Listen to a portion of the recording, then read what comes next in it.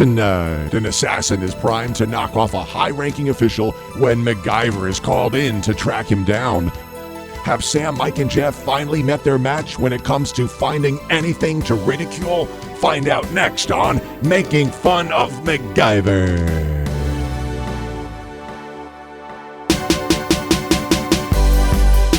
It's Making Fun of MacGyver, a rib-tickling takedown of our favorite 80s adventure show, Murder, She Wrote.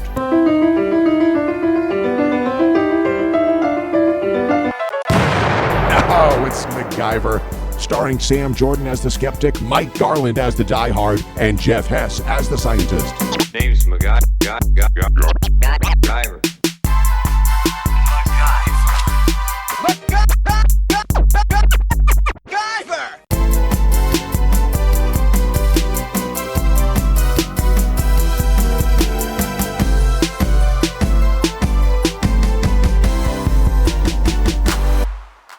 Welcome, everybody, to Making Fun of MacGyver, the show where we recap, review, and ridicule every episode of the original MacGyver series. This is our 24th episode, and we'll be reviewing MacGyver Season 1, Episode 22, The Assassin. I'm Sam Jordan, your host, and as usual, I'm joined by my two fellow MacGyverites, the Master of Disguise, Mike Garland.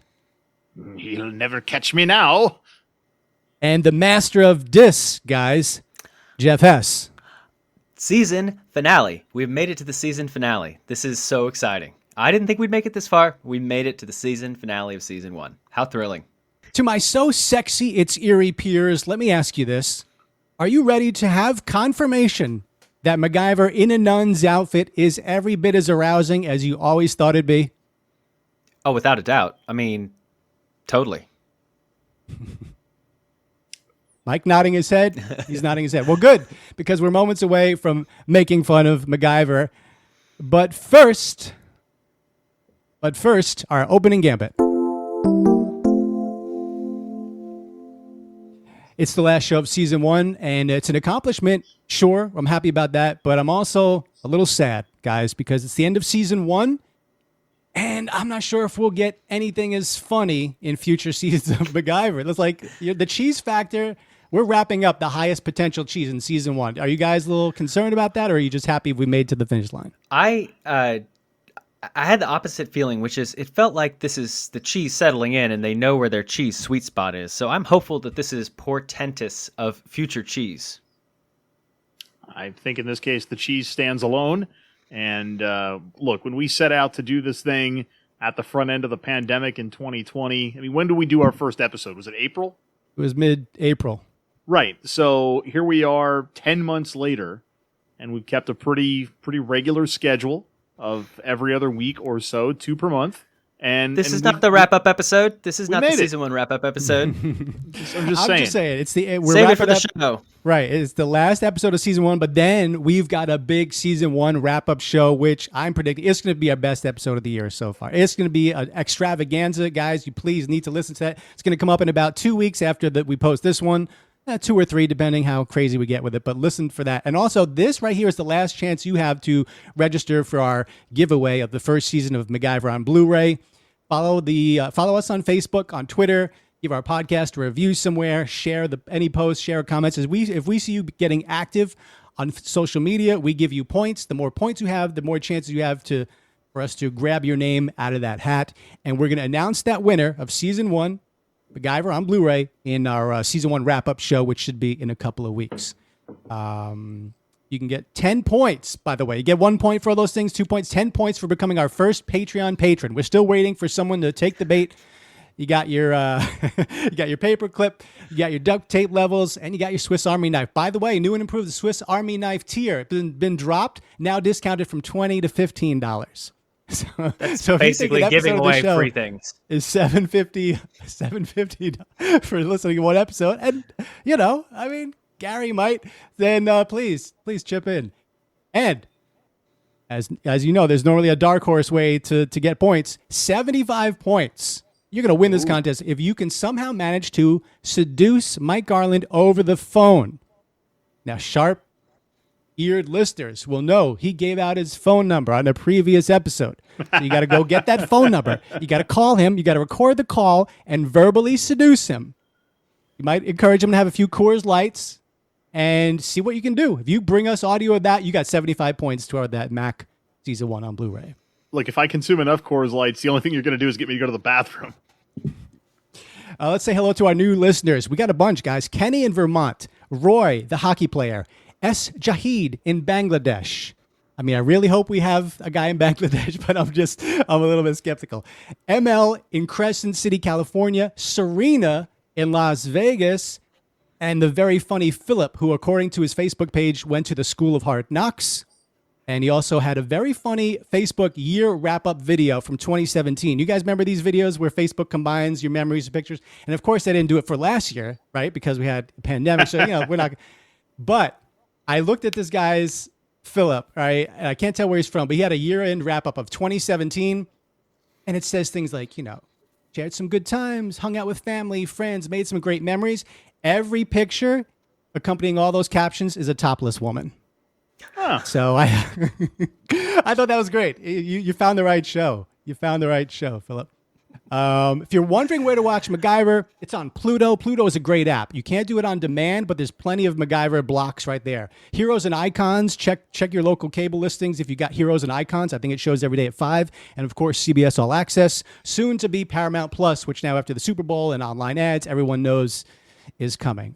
We mentioned the Patreon account. That's patreon.com/makingfunofmacgyver. And makingfunofmacgyver@gmail.com is our email address. Please say hi there. And if you want to send us a letter, it might turn into a little something called viewer mail.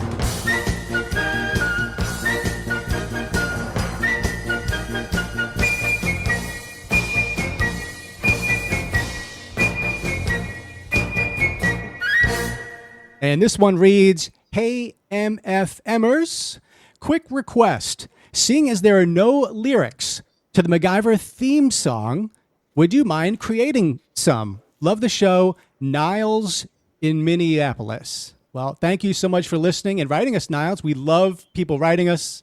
Again, that's makingfunofmacgyver@gmail.com. And it's a great point. There are no words to that catchy as hell theme song, at least none that we know of. And this will not stand. Will not stand on our watch. So yes, you've come to the right place. We're going to do something about this right here, right now. All three of us have written lyrics to the MacGyver Season 1 theme song. It's 1:12. And we will sing those lyrics. And in a spirit of trying to bring out the best in everyone with competition, we're turning it into a little who can do it better. We're going to post it on social media. And we'll play the three throughout this episode. We're going to go with Mike first because Mike admits he mailed it in more ways than one tonight. But we're gonna go with Mike. And Mike, talk to me about the process of putting lyrics. You're the biggest MacGyver fan here, so I'm surprised you didn't jump at this and come up with a gem. But you're saying, what if he's what do you call it when you pretend you stink at pool or basketball and he's a shark. A shark. But yeah, there's a phrase, right? What do you call that? There's a phrase. I can't. Sandbagging. But, I don't know, something like, I don't know if it's sandbagging, but. Talk to me about putting lyrics to the MacGyver theme song, because we're going to hear yours in a moment. Okay, so I tried to give it what a normal song would, and that's you get some bump music, some ramp up music, and then I come in with the lyrics when the song really starts to amp up. Now, I did struggle with the back end, which I think will be pretty obvious, but maybe I short sold the goodness of this song. I do think I gave us a solid middle, if you will, which is very different than my middle, which is quite soft. But I gave us a solid middle of this song, and I tried to make it relevant to the things we've seen and the things we've experienced in Season 1. Okay, so you actually leaned on... see, I didn't do that. Did you do that, Jeff? Did you focus on Season 1 antics? I did MacGyver personality traits. Yeah, kind of me too. Okay, so there you go. Mike, you might have a shot. I think we're ready to listen to this. And here we go. This is Mike Garland with... homemade lyrics and singing. Yeah, and if you know his singing, to hang on to your wigs and keys here. Here we go. Mike Garland doing the MacGyver theme.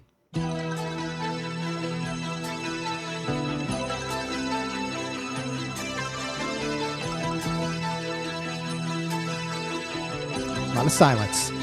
Yeah, long lead in.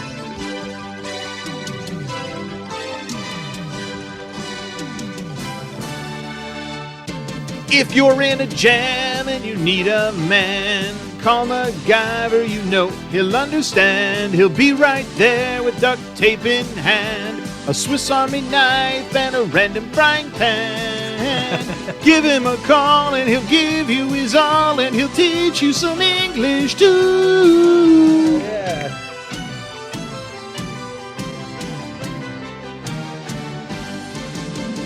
Do not delay. Call MacGyver, he'll be there right away. He won't use guns, but he'll beat you with his brain. A chocolate bar or a flaming bag of snakes. Stubbins and Marlowe and Barbara Spencer and Trumbo and Pete and all the other women too. Oh my gosh. Oh, my that was gosh. excellent. You totally short sold yourself. That was great. Well, okay. Yes and no. Yes and no. All right, go ahead, Jeff. Or who should talk first here? I don't know. So two things. One, I'm upset you stole the teaching people English line because I thought about including that and took it out. But you're going to hear a lot of similarities between Mike's song and my song. Okay. So You said two things? Were those the two? Was that the second? That's the second one, yeah. Okay. Good job, Mike. But you do have some funny lines, but way too much dead instrumental bed going on there.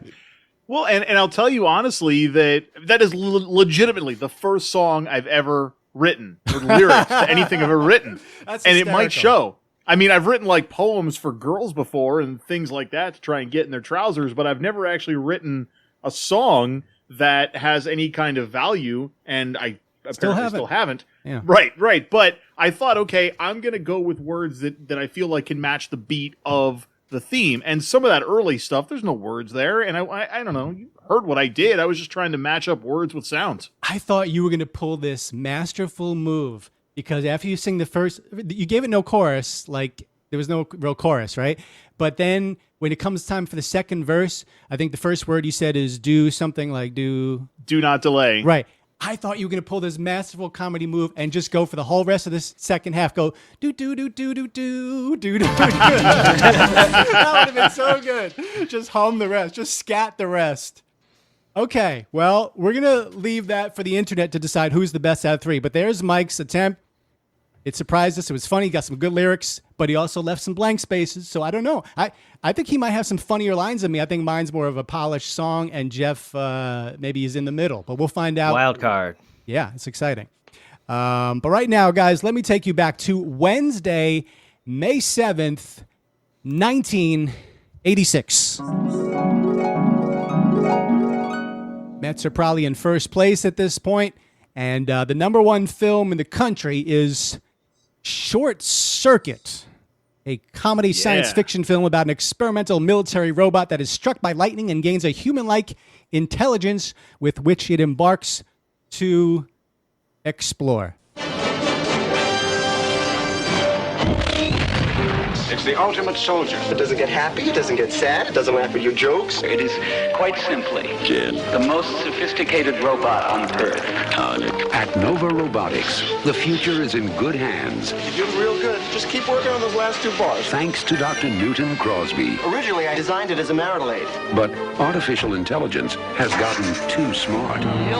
It's malfunctioning. It might not do anything. But it could decide to blow away anything that moves. So, okay, That Short is, Circuit. Wow. Go ahead. You had Ali Sheedy, the leading lady. Was that Steve Guttenberg's voice I heard? Yep. Those are the two stars. Yeah.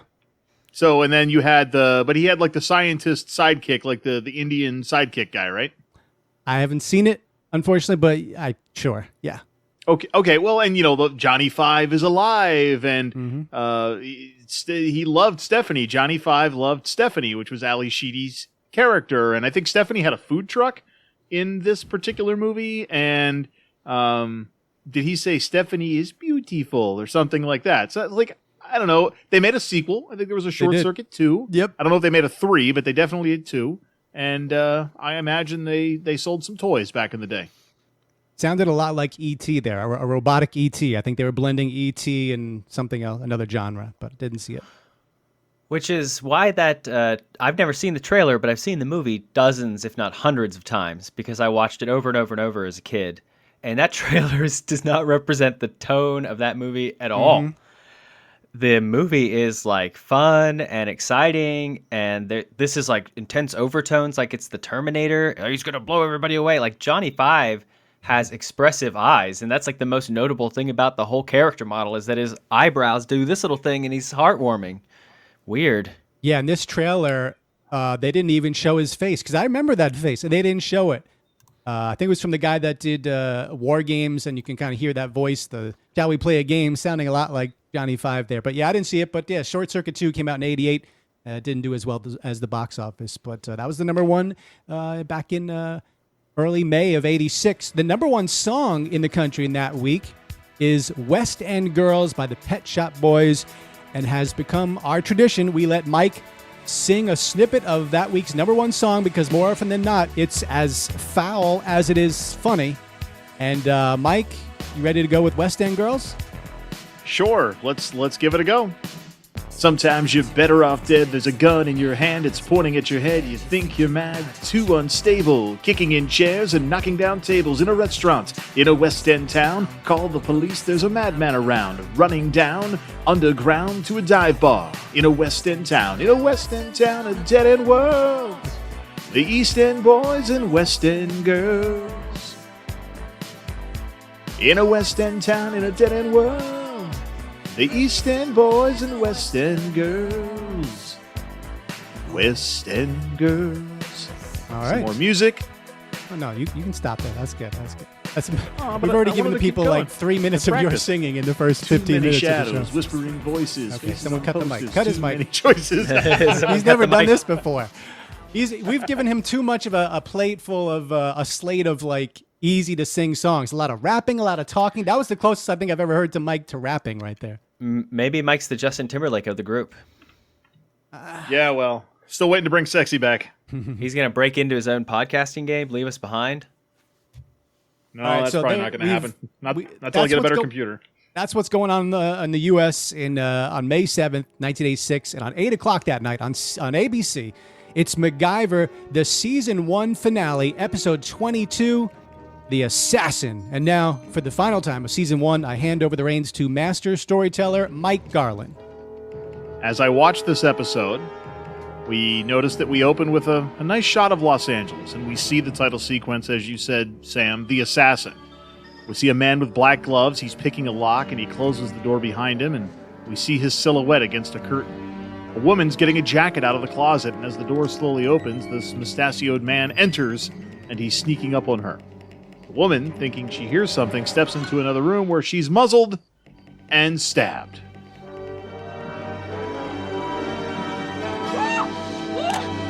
Cut to a woman opening the door, and she opens it up and calls out, "Lila!" And she says, "Who did this? Who did this?" And then Lila says, "I should have listened." Now, this woman, the one who comes in the door, I immediately recognized her from Police Academy 4. Yes.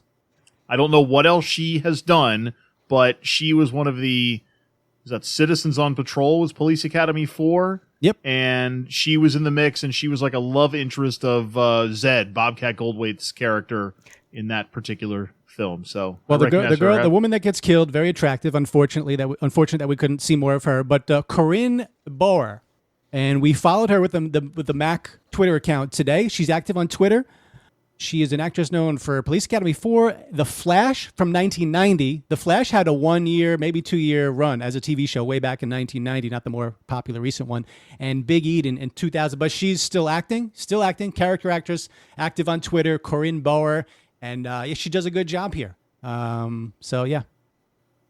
So after we get away from Lila dying in Terry, we learn is her name. Lila dies in Terry's arms, and now it's daylight, and we see Pete and another man. They're sitting in a van, and Pete says he's going to get on the horn, and we cut to an interior of a clock shop where MacGyver and Pete are discussing a, quote, watchmaker, unquote, and we get a little back and forth banter from them where Mac actually asks about a watchmaker. Mac, come in.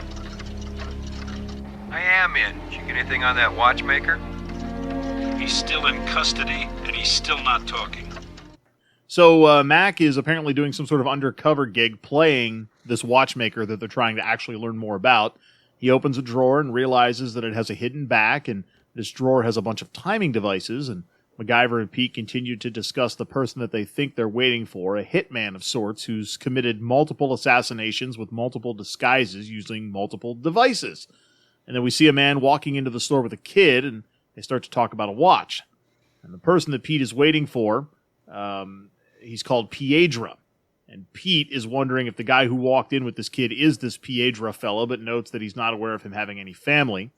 And we now cut to Terry. She's talking to a person who appears to be a madam or someone maybe who is running this dating service that her sister Lila was mixed up in. She's trying to get herself in the business because she wants to find that exact same date, that exact same John that Lila was hooked up with, so that ultimately she can exact some revenge on her. And already off to a good start here. Already you got two different things going on, and it's got a tone unlike almost any other episode. Coming out the box with the murder is pretty shocking. That was graphic. In my notes, it's exclamation points. I couldn't believe that it went right to, and he brutally kills her. He gets right to it. So Terry learns that the name of the client was C.W. Smith. And we see a man with a briefcase of money, and then we cut back to Piedra and the kid.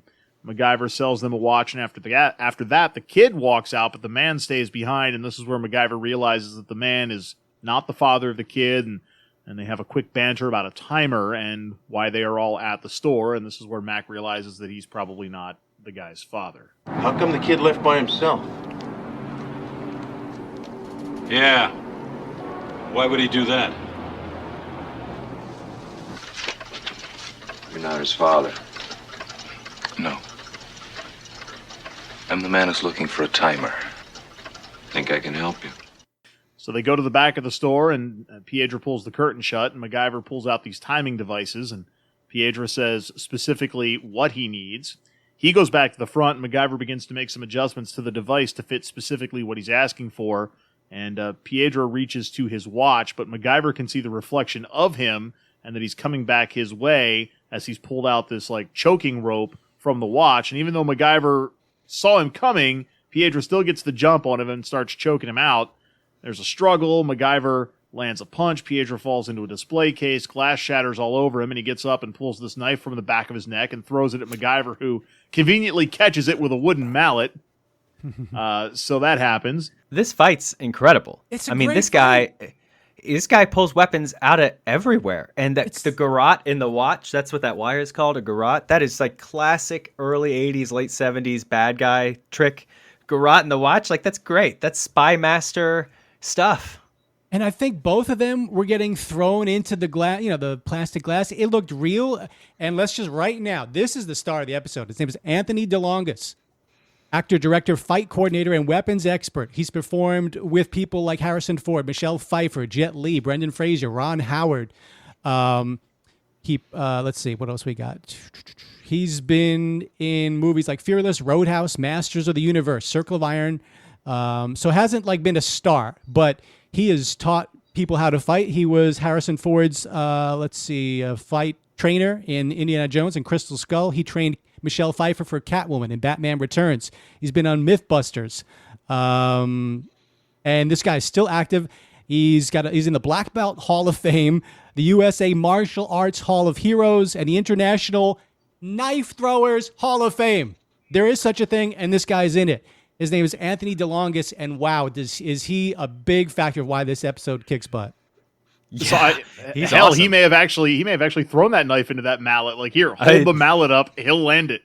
But it was, like you said, a good fight scene. Although you rattled off all those names, Jet Li and Chuck Norris, and you dropped a Ron Howard in there. What kind of fighting movie was Ron Howard? I guess he was the fight supervisor on a Ron Howard movie, not all the actors. Oh yeah, but he's worked with a lot of the big directors, Tim Burton.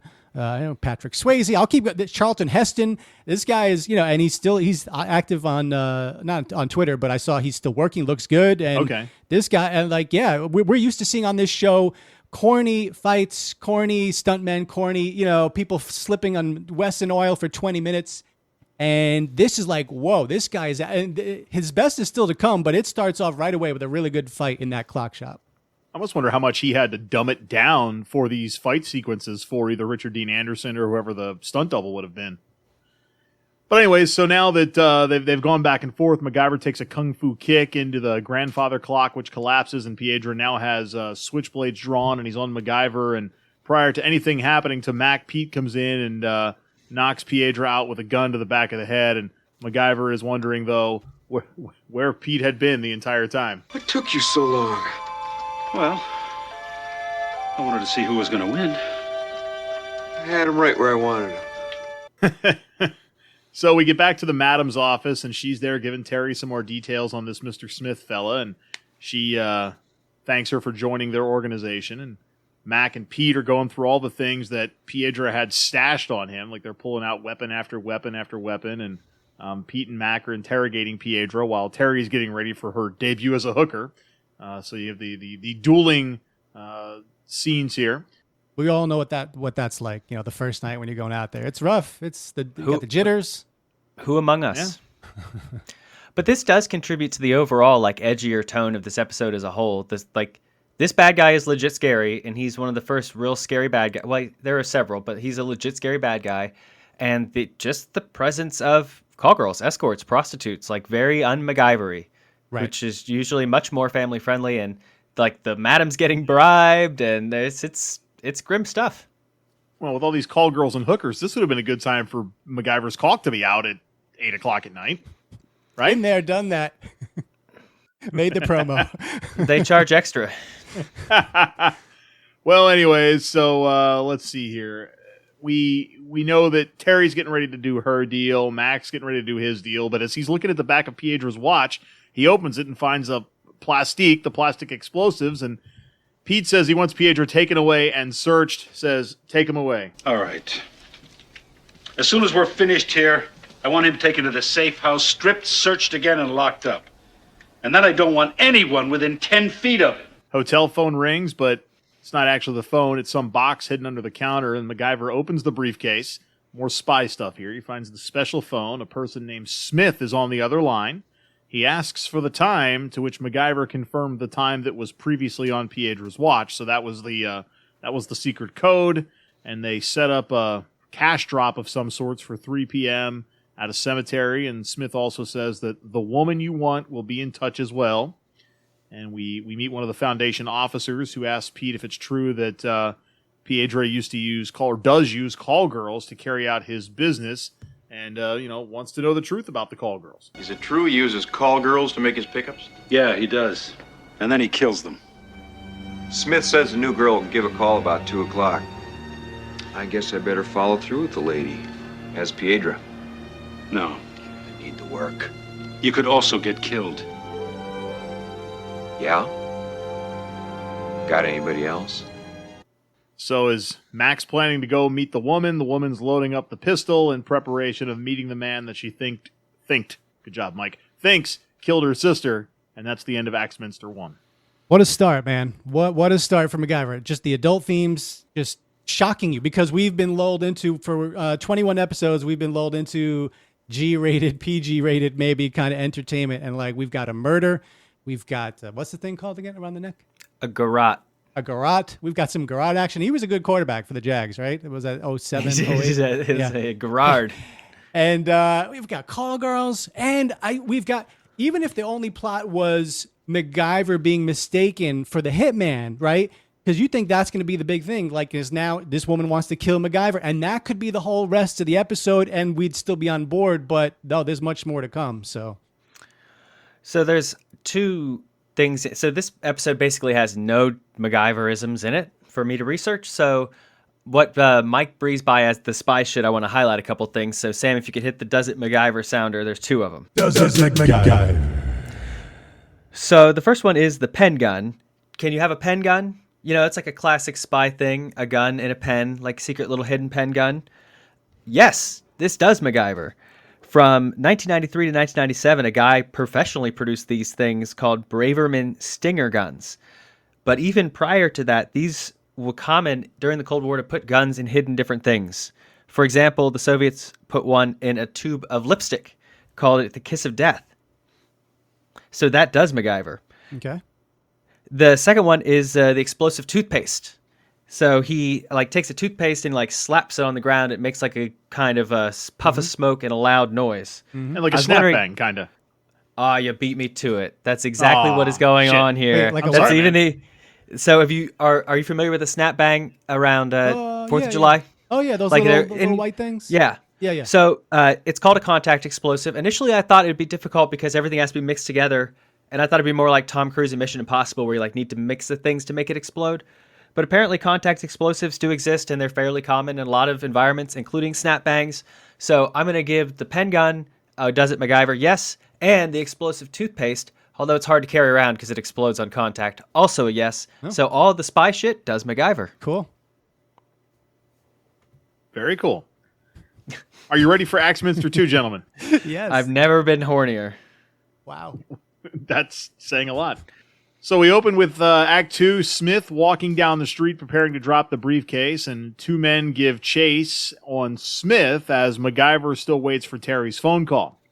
Mac tells Pete he needs to chill out as Terry will call, and he tells her to follow the directions precisely. And we see Smith going to the cemetery, dropping the money, and Mac arrives with a bouquet of flowers, but says that they're not for Terry. Says that they need to get going because she has a job to do, and she wonders where she's going. He says he will tell her as they drive and mentions that if they get separated, they should just meet up, and he gives her the hotel key so that he can, connect with her later. No romantic interludes, by the way, with Mac and Terry in this particular episode. So one of the few female cohorts that he does not Her sister was murdered, but he did. Didn't he caress her face? And they got close, right? There was a moment, yeah, but no actual stuff.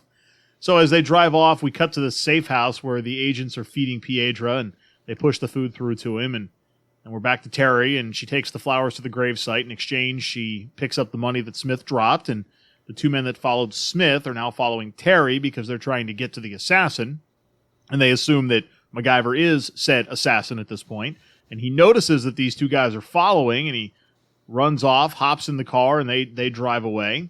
And by the way, according to IMDb, the car the bad guys get in, or the chase guys originally get in, they drive off in like an Oldsmobile, and when you see them drive off again, it's a Ford. So it's just two totally different cars. But none of us would have caught it, and for all the goofs that this show has, to me, it's almost like I give him a mulligan on that one. And you wonder, though, how does a mistake like that happen? It's one thing to say, okay, well, you have a 1986 Ford Thunderbird that had, four lug wheels, and you've replaced it with a 5-lug wheel or something like that. I could easily, but it's a totally different car. Right. I don't know. Next day shooting, I don't know. Maybe. But they get to this parking garage where MacGyver hops out real quick. He puts a board across the spike strips so that they can drive in, then throws the board off to the side as they take off, and the bad guys roll in. Well, they're not really bad guys, we come to learn. They're not bad guys. But in the moment, we think they're bad guys. And they pop the tire. Terry drops her purse, and she picks up the purse and the gun, but she left, I think, a tissue and the hotel key. So now these guys have a bit of a feel for where they may be going. And by the way, I'm fairly confident as they drove that nice 57 Chevy or whatever that was in there, that board didn't really get up high enough to keep them from what would have kept them from breaking or blowing out a tire. And the really unfortunate thing there about Terry is she committed littering right there. Yeah, I would have made a citizen's arrest. I know this for sure. This is the best car that's been on the whole season. Yeah, nice car so far. This convertible is awesome. It's not even close. This is the best car that's been in this whole season. Is this the same car that comes back in later seasons? Because I'm watching season 6 and he's driving something very similar. No? It is not. No, that is not. And it's on the tip of my tongue what he has later, but that's not what he had. So we go to what we see as the Mayfair Hotel, and MacGyver opens the briefcase, finds a bunch of money. There's also an envelope. Max reading the envelope and figures out that the Archbishop may be the particular target. Love a good assassination plot because it builds up this suspense, trying to get to the killer before he gets to. Boy, you got all my favorite, buttons being pressed here. Call girls, prostitutes, hookers, all the things I love in a story of fiction. And ladies of the evening. I forgot to mention that one too. So, Soundbite 6, Sam, the discovery of the Archbishop. Yeah, this is DX5. Give me extension 5620.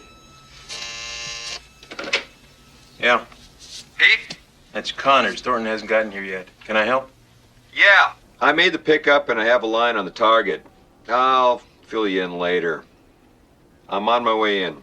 And check out a plate for me, will you? Plate number Peter Jackson Peter 586. Right. Peter Jackson, director of the Lord of the Rings trilogy and King Kong. Right.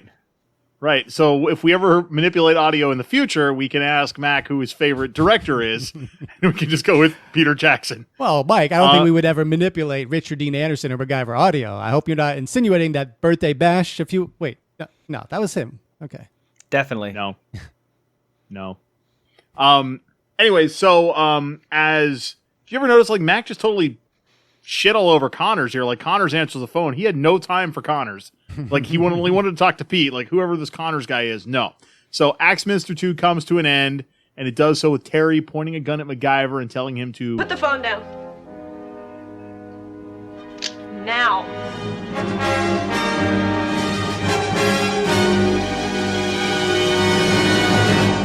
Cliffhanger. And that's the end of a very quick Axminster 2. All right, let's do a time capsule commercial here. Then we'll come back and hear Jeff's MacGyver lyric song. Lots to do, but let's hear what they were shilling in 1986.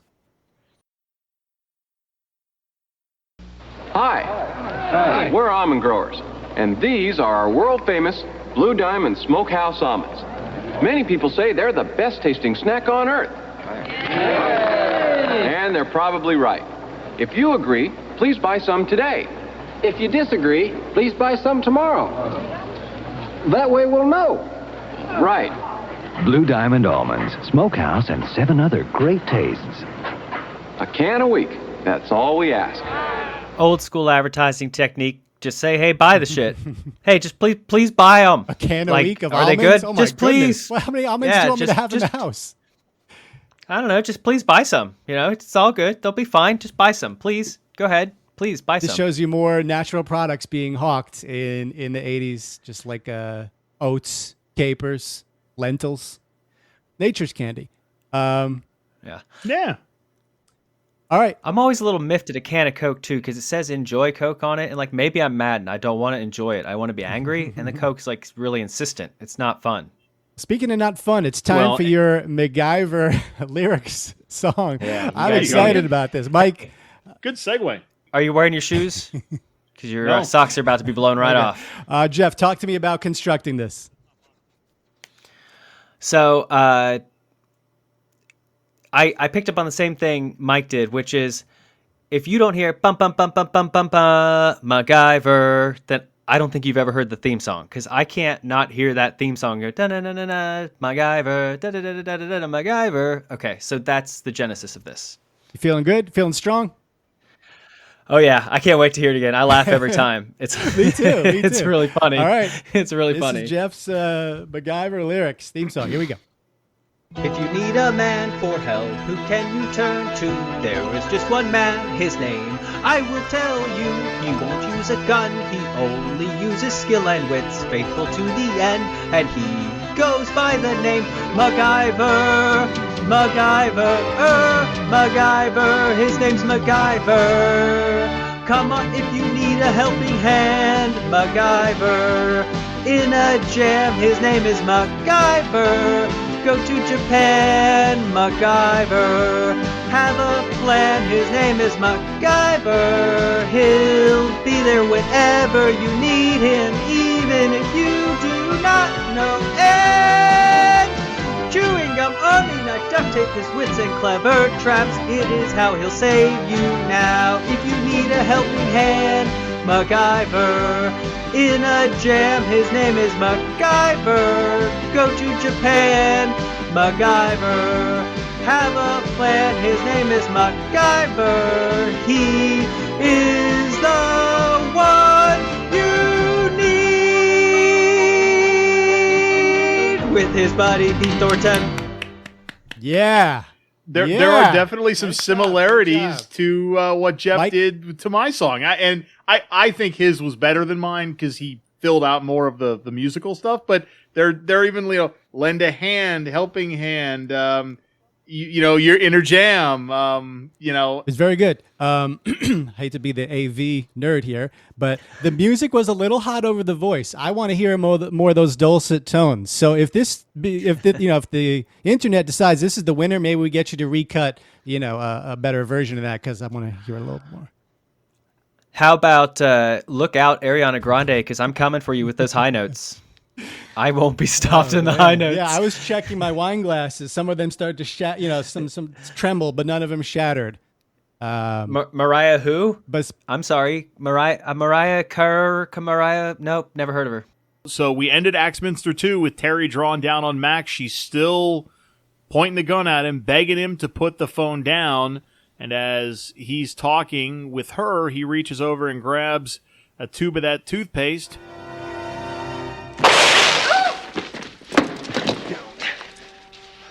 I did not kill your sister. I am not Piedra. So Mac flings some toothpaste at her, and there's a quick explosion, and he's able to take the gun from her and tries to explain that he is not who she thinks he is, that he's not this hitman, but she still doesn't believe him, and thinks that now he's going to kill her. But MacGyver tosses the gun away and explains himself more. Terry breaks down as she explains her final moments with her sister.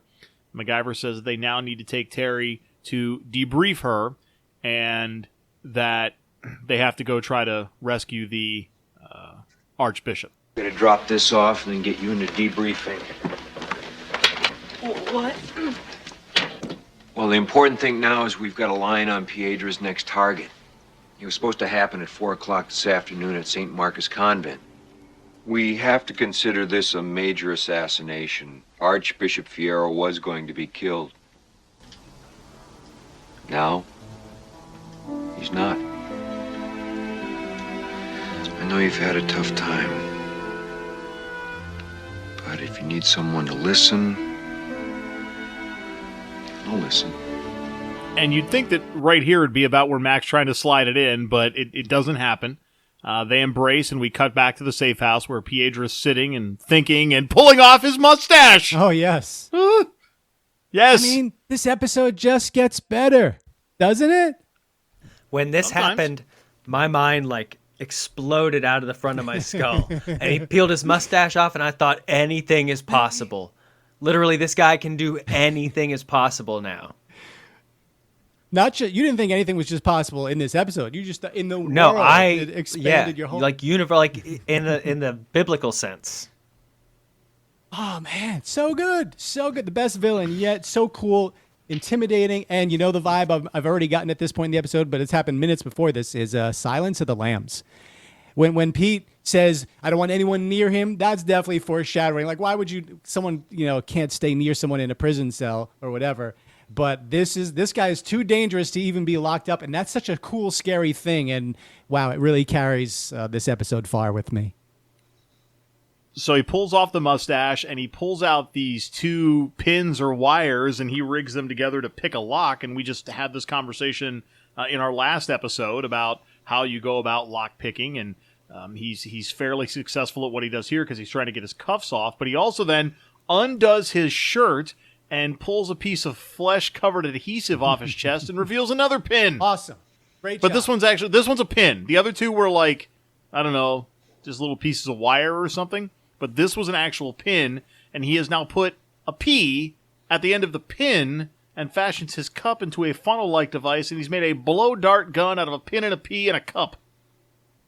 I mean, okay, now we're stretching things a little bit. When this thing lands in the guy's shoulder through a suit jacket and a shirt and perhaps an undershirt, a pin, I mean, okay, but I don't care. I'm on board. I mean, so I guess it was a poison pin, but how? And the P would have been what, for weight and effect? This is the irony of this great episode is that the villain does more of the MacGyvering than MacGyver does. I mean, I want to hit does it MacGyver for Piedra, but I didn't come up with a does it Piedra sounder. Piedra. And I didn't research it, but Mike, my speculation would be is that you need the P to stop up the tube, because if you just put the needle in the tube. You're just going to blow past the needle. You need something to stop it and propel it out. That's what I think the P is for. But isn't the P at the end? Isn't the P leading when it gets shot? Maybe it's the weight or the balance. But the P is going first. So the needle goes through the P when it hits him too? And then the jacket? I guess so. Okay, so we're going skin? P, suit jacket, breast jacket, shirt, undershirt. So 5 layers. With a pin. Yeah. A pin can Hey, get this this guy's intimidating. I mean, I told you his credentials. Yeah. Ron Howard. He taught Ron Howard how to fight. So anyways, so he creates a distraction to bring the guard close, and he shoots him in the upper left chest with this P-pin, and steals the gun, chokes him out, steals his keys, unlocks the door, lets himself out. MacGyver and Terry have been kidnapped, by the way, by those dudes from the street. One of the Foundation officers goes to check on Piedra and hears a sound, pulls his gun, looking around, but he does not look up, and Piedra is like Spider-Manning this bit way up high. He drops down, takes him out, and he makes a joke about the bad guys in the flat tire, by the way, as he's been hauled in by these dudes. I love this moment of him being up on the ceiling. This is like horror movie, serial killer, crazy good stuff, man. It's just so not MacGyver, but it's working. He's Murder Spider-Man. It's amazing.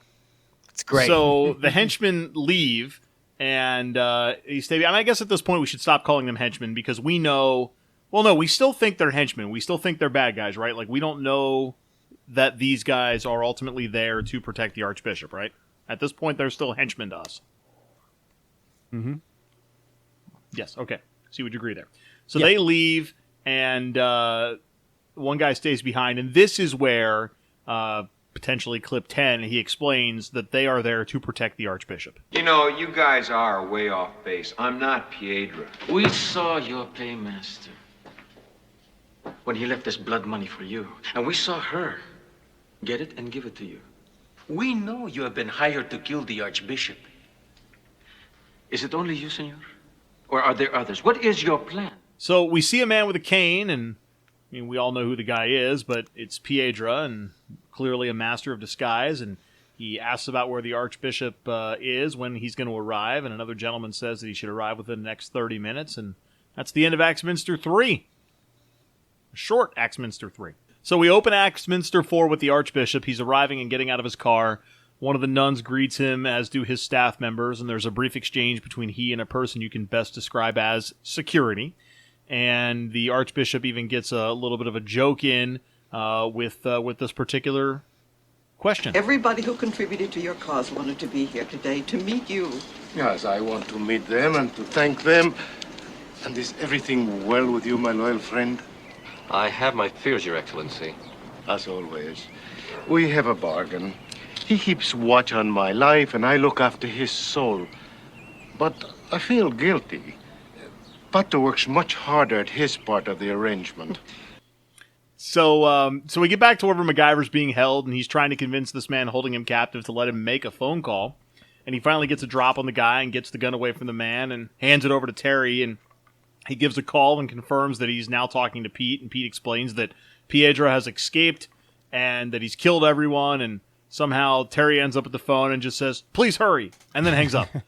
Well, wait, doesn't MacGyver say, "Here, you explain it to him," and she just says, "Please hurry"? Yeah, like basically he gave her some sort of instruction, and she just like, hurry up. Yeah, so anyway, she hangs up and leaves her in the basement with the money and the gun, and she takes the gun, and we cut to our Archbishop. Now, you realize, like, how many different people has Terry attempted to shoot in this episode so far? I mean, Mac and this guy, right? Yeah, okay. Yeah. Or at least held at gunpoint. Maybe not attempted to shoot, but Oh, held I at see what you're gunpoint. saying. So it's going to be a total of 3. Yeah, she does that. Anyways, bodyguard is trying to convince the Archbishop to not appear, but the Archbishop is adamant that he is going to appear, and has this particular take on it. But, Your Excellency, you will be risking your life. That is what the life is for. The people who are here have contributed to our cause generously, in money and of themselves. But with all due respect, Your Excellency, the people will understand. They will understand that I've allowed myself to be directed not by God, but by terror, by an assassin. I must do the Lord's will as it is revealed to me. I am imperfect. He is not. I'm not personally religious, but like that's a compelling defense of his decision making. I think. What do we think? That kind of like a public official, makes sense. just like and you see that I guess with presidents, right? Presidents go out there and stand there, and they know they could be shot at any time, but you got to like think, the greater good, the symbolism, and especially with religion involved, you can't let fear, I guess, dictate. You're helping other people, right? I don't know. Just if it's me personally, I'm canceling everything for like the next month. Yeah, of course. Go home, everybody. So, we have more back and forth banter. Everybody's trying to talk the Archbishop out of it. MacGyver explains that because he has seen Piedra, that gives him the advantage, but he probably couldn't offer much of a description. He does tell the bodyguards to look for the least likely of suspects, and that would probably be him. The security guards find a cane. They figure that Piedra is now inside, and Terry has come with a gun, and she's also on the hunt for Piedra. One of the bodyguards pulls the gun on the nun, and the nun ends up getting kidnapped by Piedra, and the Archbishop is walking down the hall where MacGyver intervenes. That was a great sequence right there. That had great suspense. Yeah. That was like a little jump scare. He pops out of the shadows and snatches her. He's supernatural, really, at this point, and it's terrifying me. Killing machine. Yeah. He's racked up a major body count. We know that the Archbishop's about to give a prayer, and all the nuns are down on their knees, and the Archbishop comes in, gives the symbol of the cross, and one of the nuns in the front row looks up slowly, and it's actually Piedra with his prickly pin. And he looks up and shocked to see that MacGyver is actually dressed as the Archbishop. And man. yeah, he stabs at MacGyver. Double reveal. Yes. He stabs at MacGyver and then runs off, kung fu kicking the security guard as MacGyver gives chase. Another security guard gets kicked down. These guys are This is horrible. great stunt. They're horrible This is great fighters. action on this guy. This is great fighting. This guy's a dynamo, man. And you see his face the whole time. There's no fake cutaways. There's no like Bourne Identity zoomed in fast camera. Like we are watching this guy fly up, kick people. I mean, this is just a master class put on by this guy. As Pete and his crew give chase, Piedra blows a needle at MacGyver and misses. But when he turns around, Terry has the drop on him. So now this is the third different person Terry has been pointing a gun at, and she says, This is for Lila. Terry, no! He misses, but we see the pin stick, fortunately, right in the ground, facing up. yes. I don't know if it's possible to land a pin that way, but Probably as possible as going through a shirt, a blazer, an undershirt, a pea, and skin. in the midst of fighting, Piedra trips, falls, and lands on his own poison needle, and he's fading fast. And I think this clip is a little long, Sam, but you get long, dramatic death sounds.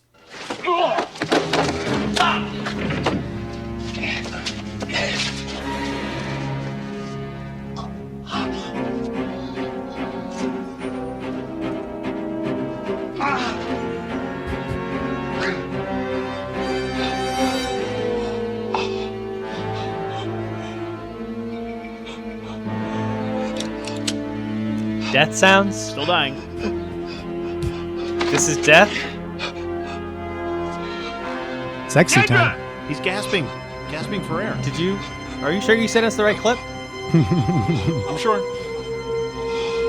He's still gasping for air. Well, eventually, MacGyver had to MacGyver here in this episode. And I guess this is where it happens, but I'm still fine with it because, well, we don't know how this poison works, but it's going to manifest itself some way in your, he's bulging his veins, his face is getting red. I'm like, okay, he's dying from poison. But I think he still would have squeezed off a shot at MacGyver there when he had a chance to. And I think you probably have one more sound clip. So after Piedra's finally down, Pete walks in and asks Mac if everything's okay. You all right? Yeah. What happened? The wages of sin, I think. Okay, getting deep, whatever that means. Well, and then you cut to Piedra's hand that has a pin sticking out, and I'm not a church-going person, but it almost felt like, given where all of this happened, it was almost like Christ Yes, with exactly. the Christ with the on the crucifix with in this case it was a pin instead of a stake, but kind of had that feel to it. Beautiful symbolism there, Mike. Let's give credit to James Schmerer, who wrote this episode. He did many other MacGyver episodes. Also, let's give credit to the director, who I don't have in front of me. Sorry about that. But they did a great job with this one, don't you think, guys? Charles Correll. Charles Correll directed. James Schmerer wrote this one. And after Piedra's down, the Archbishop makes his appearance, and he starts by apologizing to the group for being late. Emilio, who was one of the Archbishop's guards, thanks MacGyver. MacGyver's still wearing the priest shirt, by the way. And Mac and Terry are there, Pete's there, and you get some closing comments from MacGyver. And Piedra's dead. Fair enough. Yeah, almost. What does that mean? Well, it's just that I'll never know for sure. Oh. Know what? Whether or not he could have taken it. And a good final joke, and season 1 comes to an end. Well, we've heaped a lot of praise on this. Let's see if we've got numbers to match up, and let's rate the assassin. Name's MacGyver. Jeff, how about you go first? It's outstanding. This villain is wonderful. It's great. He's very entertaining to watch. The plot's clever and it moves at a brisk pace. It's an 8 mullet affair. It's an excellent episode of MacGyver, even though it's short on the MacGyvering. 8 mullet affair. Mike, you want to go? I enjoyed the action. I liked the challenge that MacGyver faced with this Piedra fella, a different type of villain, a different type of bad guy throughout the entire thing. Again, Mac and Pete working together. And I share many of Jeff's sentiments that, when you're in a jam and you need a man, you call MacGyver. And I will give it a 9. All right. I'm billed as the skeptic of this show. I only discovered MacGyver 3 or 4 years ago and was laughing at every episode. My highest rating this year has been a 7. I'm averaging a 4.3, the lowest out of the 3 of us. And because this is not a typical MacGyver show, it's horror, it's suspense, it's not a whodunit, but it's just, again, did I mention the prostitutes and you know what? I'm doing it, guys. I'm giving a 9 mullets. That's a lot for me. You know it. Wow. You just threw the curve for the whole class. Way to go. So, we got a 9. We have an 8, and that averages out to... This one's rated 9 out of 10 mullets. Wow. Our highest ranked episode of the season. The previous high was 7, a 3-way tie of The Pilot, Thief of Budapest, and Slow Death. And this eclipses our previous high by 2 full points. What do you think, guys? Well deserved. Yeah. Surprising, right? They saved the best for last. They Vanessa Williams us. Yeah, it's definitely the best episode of the season, but hearing that it's 2 full points above the rest makes it seem a little overrated in context. Perhaps. I was teetering between 8 and 9, but I don't know if there's going to be many 9s, and I might never give a 10. But here's the really cool thing. This is awesome. Perfect. Adding up all our scores, combined scores, averaging them out, all our group scores, this now brings the entire season average rating to 5 even. Not in 5.1, not 4.9, an exact 5. 22 episodes, we've, as a group, averaged a 5 right in the middle of it. It's almost like, why did we do all this, right? Like, what was the point Good of enough this? for a second season. You'd watch That's that as a great. television executive and go, okay, you can have another year at least.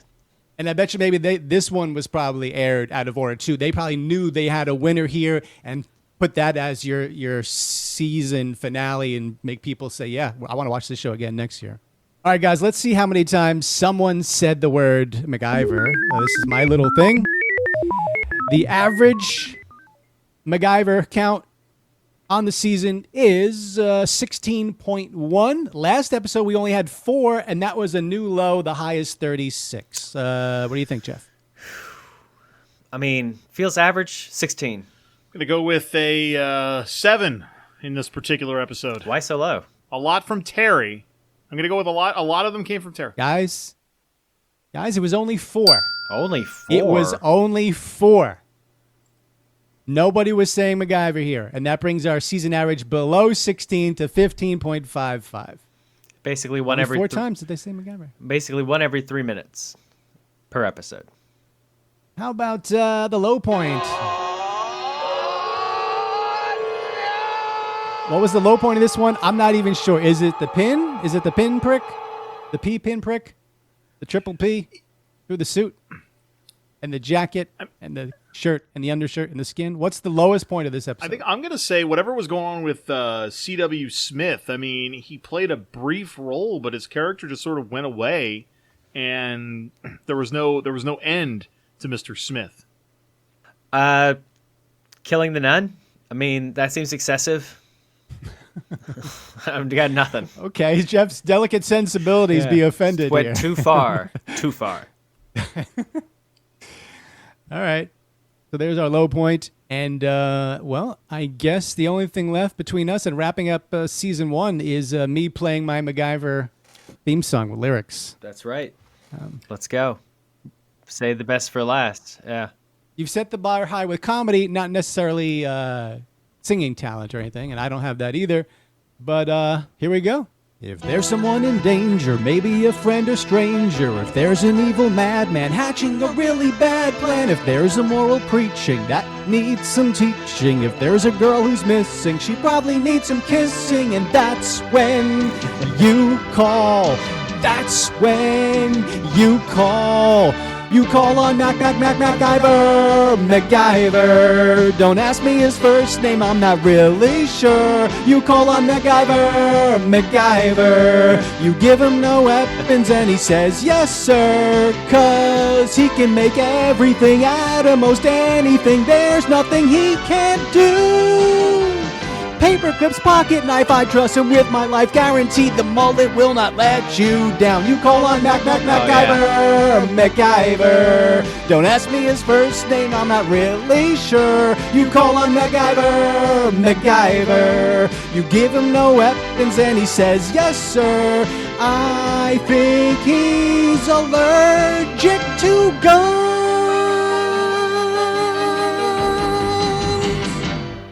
Number 1 with a bullet. Can you multi sing that thing that can you Well, I was doubling over my vocals on the chorus. Burmese, yes, are you Burmese throat singer? No, I did a little post-production. I'm trying to hit the top 40 charts.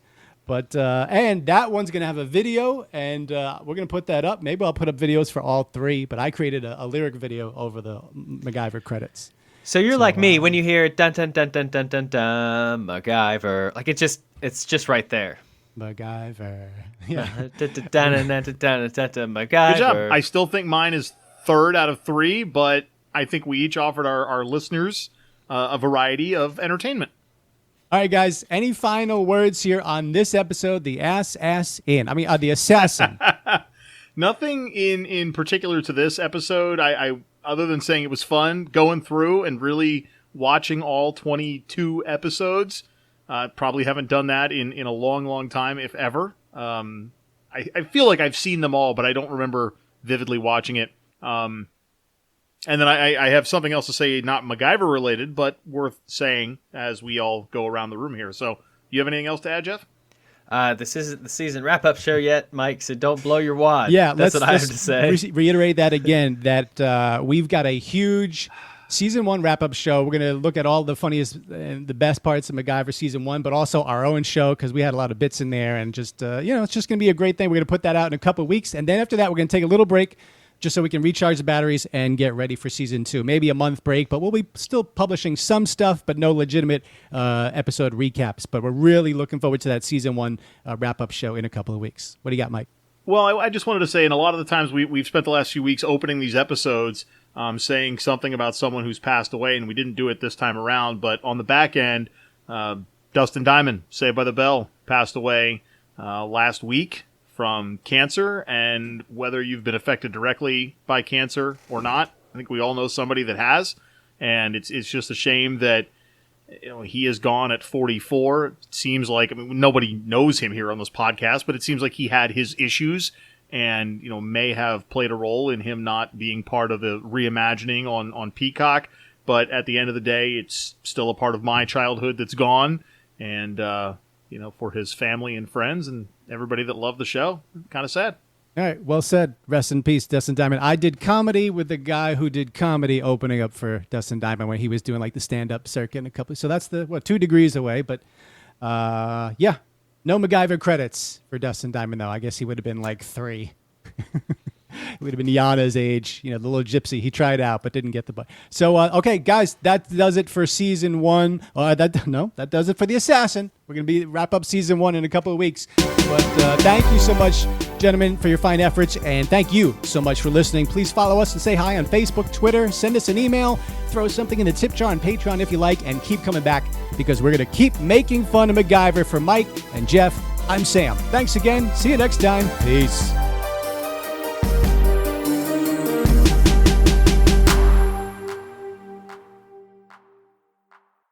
What happened? The wages of sin.